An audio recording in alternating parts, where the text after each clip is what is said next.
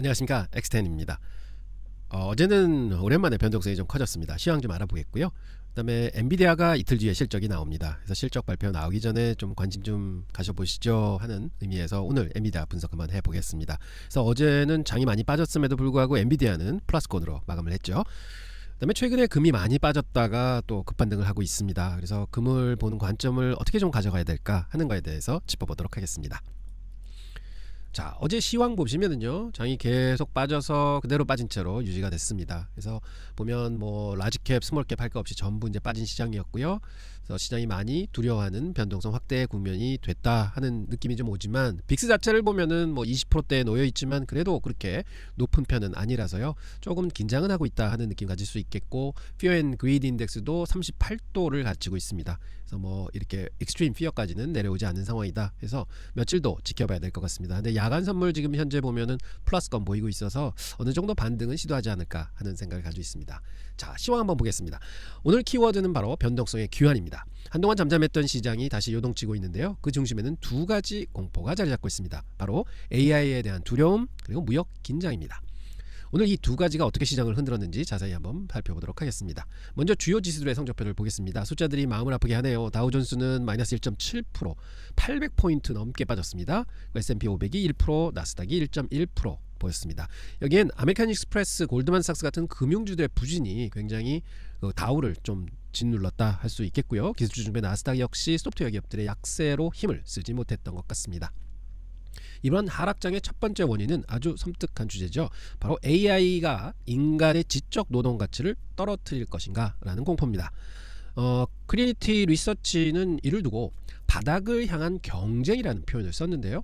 쉽게 말해 AI가 너무 똑똑해져서 소프트웨어 기업들의 마진을 갉아먹는다 하고 우려를 표명했습니다.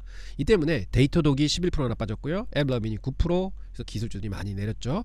회계나 사무 업무를 돕는 인투이트 같은 것도 5.5%가 빠져가지고요, 타격을 좀 심하게 입었게 나타났습니다. 두 번째 원인은 정치적인 이슈였습니다.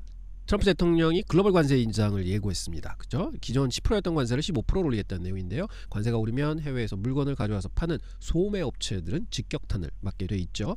그래서 아메리칸 이글, 랄프 로렌 같은 의류 브랜드와 예티 같은 소비재 기업들의 주가가 급락을 했습니다. 무역 장벽이 다시 높아지는 시기, 소비재 섹터는 주의가 필요한 때라고 봅니다. 시장이 불안하다 보니 돈은 어디로 움직였을까요? 똑똑한 자금들은 안전자산으로 피신을 했습니다. 비트코인 같은 위험자산은 65,000달러 선으로 주저앉았고요. 반대로 채권과 금, 은 같은 귀금속은 상승했습니다. 투자자들이 지금은 수익보다는 방어에 집중하고 있다는 확실한 신호라고 볼 수 있겠습니다. 우리가 주목할 점은 예전에는 비트코인이 안전자산으로 평가를 받았던 시기도 있습니다. 하지만 지금은 주식과 같이 위험자산으로 평가를 받고 있는 상황이다, 이렇게 봐야 될 것 같습니다. 개별 기업 뉴스 중에서 가장 뜨거웠던 것은 바로 비만 치료제 라이벌전이었습니다. 결과가 극명하게 갈렸는데요. 노보노디스크는 신약 임상이 효능 열의로 실패하면서 주가가 무려 16%나 폭락을 했습니다. 반면 경제사인 일라일리는 젯바운드가 비교 임상에서 승리를 했다는 소식에 5% 상승하며 웃었습니다. 역시 제약 바이오 투자는 이렇게 임상 결과 하나에 천국과 지옥을 오간다는 점 꼭 기억해 주시기 바랍니다. 이 페이지는 제가 멘토로서 여러분께 꼭 강조하고 싶은 부분입니다. 메타의 재무제표에 숨겨진 착시 현상인데요. 월스트리트저널에서도 지적한 내용입니다. 메타의 잉여 현금 흐름이 좋아 보일 수는 있다. 하지만 사실은 직원들에게 주식으로 보상을 주면서 현금 비용을 줄인 효과가 크다, 이렇게 얘기를 합니다. 동시에 데이터 센터 투자를 위해 대규모 빚을 내고 있습니다. 회계적인 숫자와 실제 주주들이 누릴 가치 사이에는 괴리가 있을 수 있으니 단순히 숫자만 보고 투자해서는 안 되고요. 확실히 내세부 내용을 잘 분석해야 된다 하는 교훈을 얻을 수 있을 것 같습니다. 자, 이제 앞으로 어떻게 뭐가 진행되는지 봐야 될 것 같습니다. 이번 주 체크리스트는 기업 실적은 홈디포, 큐리그 닥터페퍼 같은 소비재 기업들의 실적이 나옵니다. 소비 심리를 확인할 수가 있겠죠. 경제지표는 12월 도매무역 보고서와 2월 소비자 신뢰지수를 통해서 경기가 얼마나 탄탄한지 확인해 볼 수 있겠습니다. 정치 이벤트는 가장 중요한 건 트럼프 2기의 첫 연설, 국정연설입니다. 지금 뭐 국정연설이 이루어지고 있는데요. 오후 9시에 정도 있는데 여기서 어떤 정책 발언이 나오느냐에 따라 시장이 또 한번 출렁일 수 있을 것 같다, 이렇게 볼 수 있겠습니다. 마지막으로 오늘 브리핑 정리해 보겠습니다. 시장이 시끄러울수록 소음과 신호를 구분하셔야 합니다. 기술주 옥석 가리기 중요합니다. AI 회의론이 커질수록 진짜 돈을 버는 기술주와 기대감만 있는 기술주 차별을 해야 될 것 같습니다. 리스크 관리 측면에서는 관세 정책 변화에 따라서 피해를 보는 섹터들 비중을 조절하는 게 좋을 것 같습니다. 현금 흐름의 질 꼭 파악하셔야 됩니다. 메타처럼 변화에 따라 피해를 보는 섹터 분명히 있을 것 같습니다. 조정하시는 게 좋을 것 같습니다. 자, 현재 연초서부터 지금까지 지수 움직임입니다. 소형주 러셀 지수가 5.6% 올라와 있고요. 다음에는 다우 지수가 1.5%, 그 다음에는 S&P 500 마이너스 0.1%, 나스닥 2.14%가 빠져 있습니다. 그래서 저희가 기대하는 SPX하고 NDX는 지금 마이너스권에 머물고 있다. 그래서 지금까지는 별로 좋지 않은 모양을 하고 있습니다. 그래서 소형주나 안정주에 투자하지 않는 이상 플러스가 날 수 없었다 하는데, 저희가 연초서부터 10개 종목 선정해서 투자했던 포트가 현재는 2.7% 정도 플러스가 나고 있고요. 4개 종목이 플러스 나고 있는데, 거기서 버티비 홀딩스는 44%의 수익률을 기록하고 있습니다. 반대로 제일 못한 거는 사운드하운드죠. 23.9% 손실 보고 있습니다. 그래서 이 n분의 1 투자보다는 제가 항상 말씀드리는 거는 오르는 거에 돈을 많이 실어야 계좌의 수익률이 커진다. 그리고 빠지는 거에 돈을 적게 실어야 계좌 수익률이 덜 깨진다 하는 말씀 드리는데, 사실은 n분의 1로 시작했지만 그대로 놔두셔도 웨이트 보십시오. 전체 포트의 14% 차지하고 있고요. 제일 꼴찌하는 건 7% 차지하고 있습니다. 그러니까 자동스럽게 10% 시작했지만 얘는 14%가 됐고 얘는 7%가 됐습니다. 그래서 이것만으로도 충분히 눈덩이 효과를 볼 수 있다. 즉 이게 더 올라간다면은 계좌 수익률은 더 빨리 커질 거고, 그 다음에 이게 좀 빠진다 해도 포션이 작기 때문에 계좌에 미치는 영향은 점점 축소가 된다. 그래서 이게 사실은 눈덩이의 원리입니다. 여러분도 이런 관점에서 보시고, 항상 n분의 1 투자가 나쁜 거는 아닙니다. 하지만 계좌의 수익률을 극대화하려면 항상 자기가 믿는, 내가 저거는 꼭 갈 것 같아 하는 종목에 웨이트를 좀 더 실어주시는 게 계좌 수익 극대화의 최선의 방법이다, 이렇게 말씀드립니다. 자, 이 관점에서 저희가 엔비디아를 가장 먼저 추천드렸고, 어제자로 엔비디아가 연초 대비해서 플러스로 전환을 했습니다. 그래서 엔비디아 이틀 뒤에 실적 발표 있거든요. 한번 미리 점검해 보도록 하겠습니다. 엔비디아 작년 4월 저점에서요 109%까지 아주 어마어마한 상승을 해줬습니다. 그래서 4월에 그 두려움을 극복하시고 엔비디아를 투자하신 분들은 더블이 수익이 나신 거죠. 언제까지? 10월 말까지입니다. 그리고 거기 고점을 찍고는 그대로 내려왔고, 실적 발표가 있었을 때 한번 갭으로 상승을 크게 해줬죠. 그리고는 다시 바로 내려와서 저점을 찍었습니다. 이때 20%가 한 달 만에 빠졌거든요. 그리고는 지금 막 횡보를 하면서 빠진 거의 절반 위치에 와 있습니다. 그래서 고점 저점을 연결해 본 피보나치 분석을 해보면 지금 주가는 중간에 와 있다. 그리고 200일 이동평균은 터치는 안 했습니다. 그래서 강한 상승세는 그대로 유지가 되고 있다, 이렇게 볼 수 있겠습니다.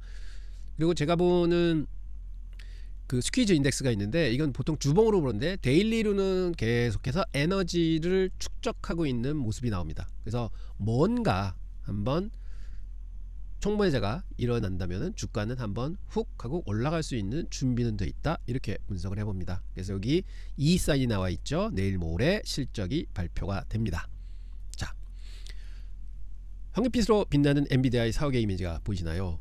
반도체 회사를 넘어서 이제는 글로벌 인텔리전스의 아키텍처, 즉 설계자가 되었다는 점입니다. 2026년 2월을 기점으로 엔비디아는 S&P 500의 진정한 길잡이, 즉 북극성 같은 자리매김을 할 것이다, 저는 이렇게 생각을 합니다. 많은 분들이 지금 너무 고점이 아닐까 걱정하시죠. 왜냐하면 바닥서부터 많이 올라간 주가니까요. 하지만 기관들의 생각은 좀 다릅니다. 매수 의견이 작년 90.5%에서 올해는 96.8%까지 더 높아졌습니다. 이제 시장은 엔비디아의 실적 서프라이즈의 여부보다 이 성장이 얼마나 오래 갈 것인가 하는 지속성에 주목을 하고 있습니다. 인공지능 혁명은 일시적 유행이 아니라 컴퓨터 구조 자체가 바뀌는 재설계 과정이라고 생각을 합니다. 자, 이 차트를 꼭 보셔야 됩니다. 주황색 선은 주가죠. 계속 오르고 있고, 파란색 선은 PE 비율입니다. 주가 수익 비율인데요. 오히려 내려가고 있는 상황입니다. 이게 무슨 뜻이냐 하면, 주가가 오르는 속도보다는 회사가 돈을 버는 속도가, 즉 이익의 성장 속도가 훨씬 더 빠르다는 의미입니다. 그래서 2026년, 27년까지는 예상 실적 기준으로 퍼가 25배에서 40배의 레인지로 도달할 거다, 이렇게 생각을 하고 있고요. 하지만 초창기 45배가 넘었던 것에 비하면 지금 밸류에이션은 굉장히 매력적인 수준이 아닌가, 이렇게 보고 있습니다. 주가는 오르지만 가치는 더 싸진다는 역설적인 상황이 펼쳐지고 있는 것입니다. 숫자로 증명된 성장을 한번 보시죠. 예상 매출만 약 87조 원에 달하고 있고요. 작년 대비해서 67% 성장을 하고 있고, 특히 데이터 센터 매출이 590억 달러 대부분을 차지하고 있습니다. 더 놀라운 건 총 마진입니다. 75%에 육박한다는 것이죠. 골드만삭스 같은 주요 기관들은 여기서 매출이 20억 달러 더 나올 수 있다고 예상하고 있습니다. 돈을 잘 버는 만큼 주주에게도 확실하게 보답하고 있는 게 엔비디아입니다. 지난 9개월간 자사주 매입과 배당으로 무려 370억 달러를 썼는데요. 아직도 쓸 수 있는 돈은 여전히 여력이 많습니다. 한 622억 달러가 남아있는 것으로 추론이 되고 있습니다. 경영진이 현재 주가를 저평가로 인식하고 있다는 강력한 신호이자 현금 창출 능력에 대한 자신감의 표현이라고 할 수 있겠습니다.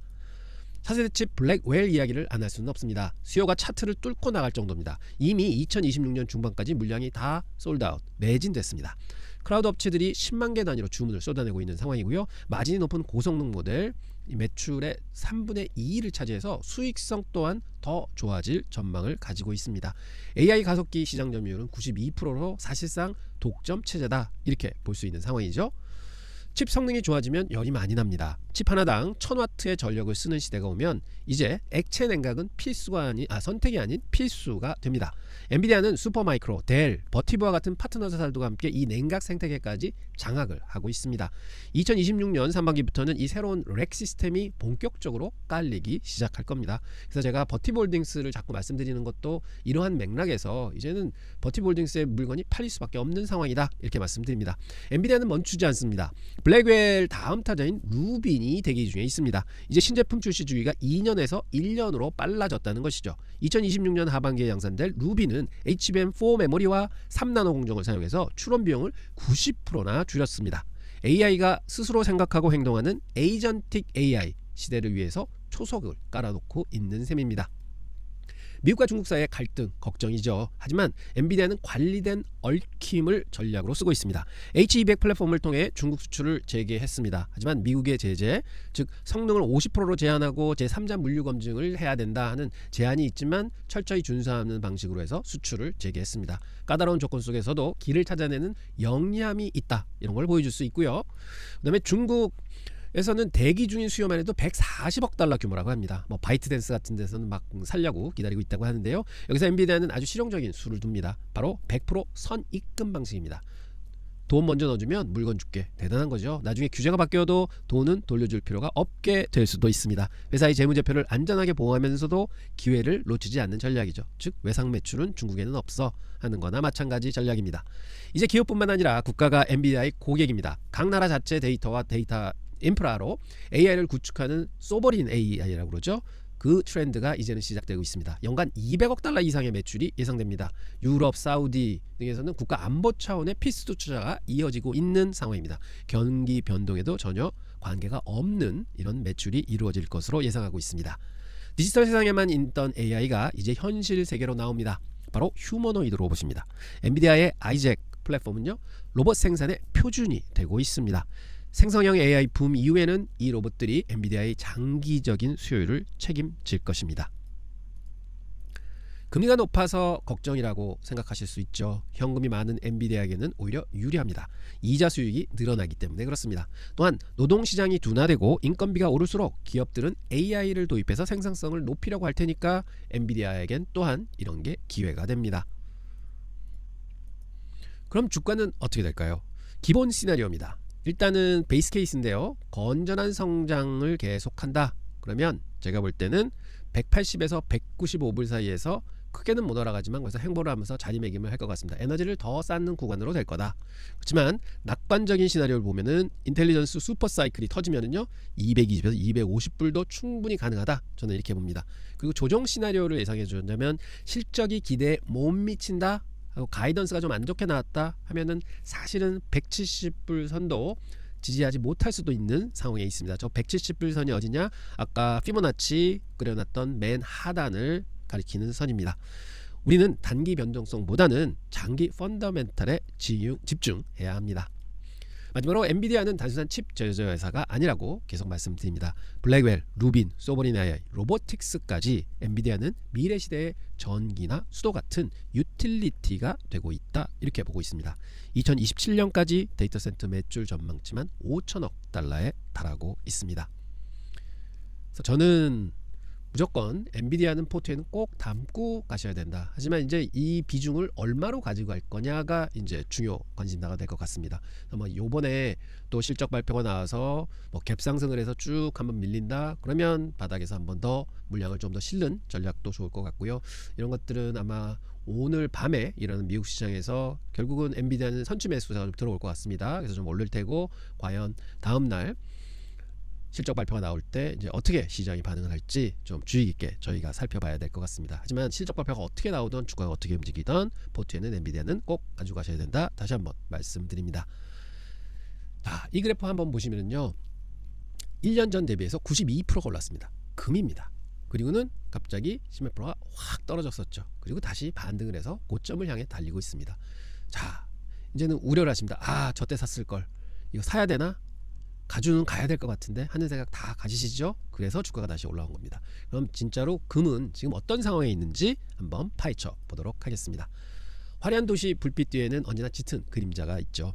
천정 모르고 급등하던 귀금속 시장은 유례없는 혼란에 빠졌었죠. 우리는 이것을 황금의 신기루와 르와르적 현실이라고 부를 수 있겠습니다. 과연 이번 금과 은의 단기 폭락은 단순한 시장의 조정인지 아니면 거대한 어떤 음모가 도사리고 있는지 한번 살펴보도록 하겠습니다. 금값은 온스당 5,500달러를 돌파했고 은은 121달러를 터치하며 영광의 정점을 찍었었습니다. 지정학적 위기와 투자들의 포모가 만들어낸 거대한 탑이라고 볼 수 있죠. 하지만 그 영광은 48시간 만에 산산조각이 납니다. 26년이죠. 1월 30일이었습니다. 단 이틀 만에 6조 달러, 즉 비트코인 시가총액의 4배에 달하는 자금이 허공으로 확 하고 사라져버렸죠.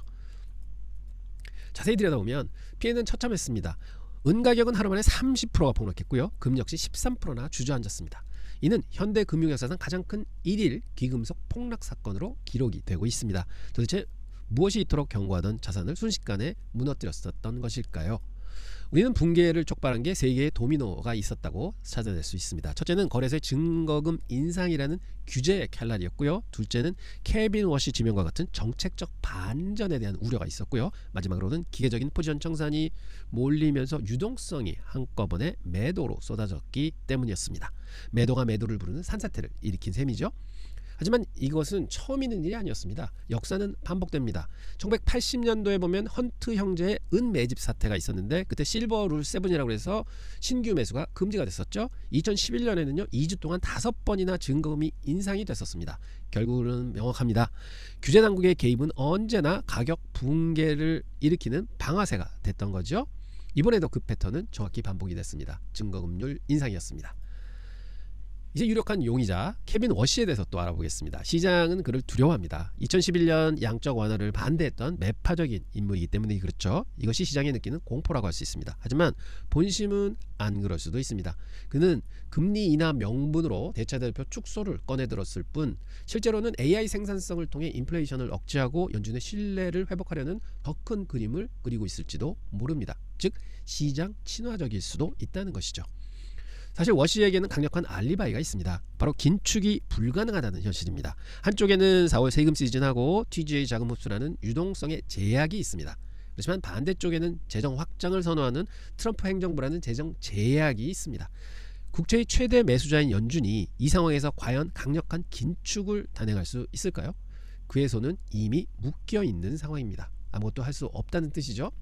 결론부터 말씀드리면 최근의 폭락은 과잉 반응이었습니다. 대차대표를 당장 줄이는 것은 물리적으로 불가능합니다. 오히려 국채 매수 회전과 같은 변형된 방식이 유력해 보이며 지금의 하락은 펀더멘탈의 훼손이 아닌 뉴스에 기한 소음일 뿐이다. 이렇게 볼 수 있겠습니다. 그리고 드디어 진짜 범인이 하나 모습을 드러냅니다. 바로 38조 달러의 빚입니다. 미국의 공공부채는 통제 불능 상태이고 이자 비용은 역사상 최고치를 경신하고 있습니다. 미국뿐만이 아닙니다. 독일과 유럽은 재정 부양으로 돌아섰고 일본은 방위비 증액을 하고 있는 상황입니다. 전 세계가 빚더미 위에 앉아있는 형국이라고 말씀을 드릴 수 있겠습니다. 자, 이 빚더미는 재정 한계라는 보이지 않는 천장을 만들어 놓습니다. 금리를 아무리 올리고 싶어도 이 천장에 부딪혀서요 더 이상 금리는 올릴 수가 없습니다. 국제결제은행은 경고를 합니다. 재정 한계가 통화정책을 구속하는 순간 우리는 잔인한 선택을 해야 한다고 합니다. 결국 인플레이션을 유도해서 부채의 가치를 떨어뜨려야 합니다. 아니면 파산을 맞이해야 된다는 것이죠. 결국 중앙은행들은 독립성을 잃게 될 것입니다. 어려움에 처할 거라는 얘기죠. 우리는 그동안 화폐 환상에 속고 있었습니다. S&P 500이 명목상 135%가 상승을 했지만 사실은 금을 인플레이션의 척도로 대입해서 다시 평가를 하면 S&P 500은 금에 비해서 오히려 30%나 하락한 상황입니다. 자산 가격의 상승은 가치 창출의 결과가 아니라 통화 가치가 하락한 만큼 숫자가 부풀려진 것에 불과하다, 이렇게 볼 수 있겠습니다. 따라서 우리는 금을 새롭게 정의해야 합니다. 전 세계 금 시가총액은 37조 달러에 달하며 이는 미국 국채 해외 보유량과 혹은 유로화 비중을 이미 추월하고 있습니다. 이것은 단순한 투자가 아닙니다. 금 가격의 상승은 강세장이 아니라 화폐 가치 하락에 대해 시스템이 지급하는 자동 보상인 셈인 것이죠. 이제 우리 앞에는 두 가지 시나리오가 놓여 있습니다. 시나리오 첫 번째는 달러 패권이 지금처럼 지속이 된다. 그러면 금은 구매력 하락을 방어하는 수단이 될 겁니다. 즉 인플레이션 해지용으로 계속 쓰입니다. 시나리오 두 번째는 달러가 지위를 잃고 다극화 통화 시스템으로 도래한다면 금은 국가 신용을 보강하는 필수 자산이 될 것입니다. 그래서 전 세계 은행들이, 중앙은행들이 금 매수에 등장을 할 겁니다. 어느 길로 가든 금의 역할은 더욱 중요해질 수밖에 없는 상황이라고 말씀드립니다.